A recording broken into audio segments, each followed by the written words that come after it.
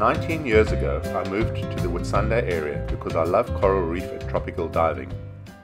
Having dived in over 17 countries, in my view, the Whitsunday archipelago offers some of the best hard and soft coral in the world. The Great Barrier Reef Marine Park is a national as well as global treasure. I was, and still am, at awe with the magic of the Whitsunday Islands and their stunning coral reefs. I was introduced to Keswick within the first year of my arrival and was immediately taken by the beauty of the island and its surrounding reef. I was astounded to find that I could buy a small piece of this paradise. My brother and I eventually saved enough money to buy a 99-year sublease on Keswick.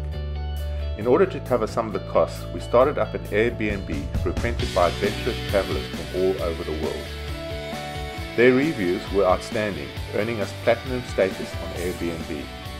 My claim for some of the best hard and soft coral on our planet was backed up by these visitors. What I'm about to show is a story of significant disregard and destruction for this national treasure. Our romantic dream came to an end in June 2019 when the Keswick Island head lease was sold off to a shell company, China Blue, that had registered in Hong Kong. There are two additional deeds of agreement, one court judgment and one amendment, that bind the Mackay Regional Council, the Department of Natural Resources, GRIMPA, and a few other Queensland departments on the governance and oversight of this national gem. What I'm trying to say is no shortage of legislation and contractual agreement that is required to administer this national treasure that is nestled in the Great Barrier Reef Marine Park.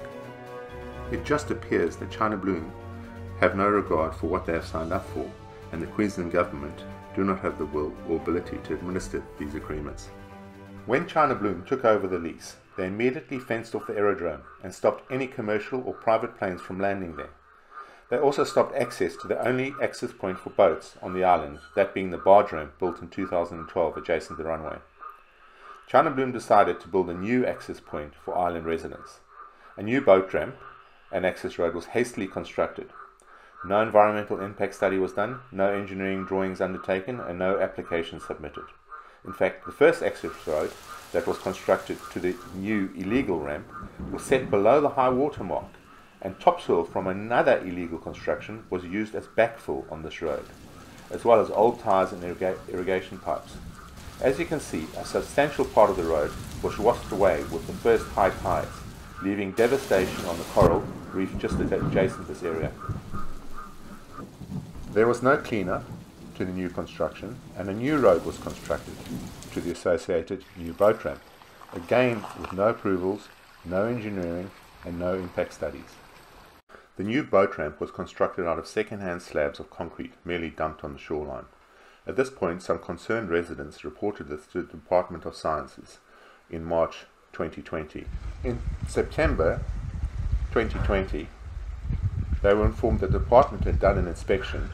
Some interim erosion mitigation in the form of hay bales were placed around the area, and a full engineered solution was required by November 2020. No fines and no immediate remedy action. In December 2020, I visited the area. There's no mitigation. The hay bales were all but washed away, although they did not do much to stop the runoff. There's no engineering solution. The devastation has been allowed to continue unabated. Where are our multiple government agencies, and where is our governance? I managed to take a dive at this illegal ramp just prior to the new wet season and take some footage of the coral adjacent to the ramp, and then footage moving away from this area. In front of the ramp itself, as you can see, there's nothing but devastation and a coral graveyard where once coral gardens flourished. The silt runoff can be seen everywhere and has suffocated the coral in this area, leaving broken remains on the seabed. It looks like a moonscape, with even the seaweed struggling to survive. I cannot emphasize my disappointment enough. Firstly, at the total disregard by this foreign entity to the laws set up to administer this treasured and rare environment, and then to our multiple government agencies have been put in place to monitor and ensure this diminishing treasure is looked after appropriately.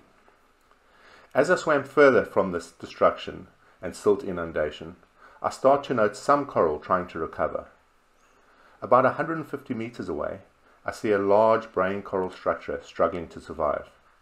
This is probably 100 to 150 years old. When I get to about 500 meters, I see soft and hard coral again. A further 1 kilometer away, I see the beautiful coral gardens that should cover this area. This lease needs to be rescinded and handed to responsible caretakers. I've put together this footage as a complete amateur, and it does not reflect the true beauty of this national gem. I urge all Australians to stand up and become custodians of this natural treasure before it is lost forever.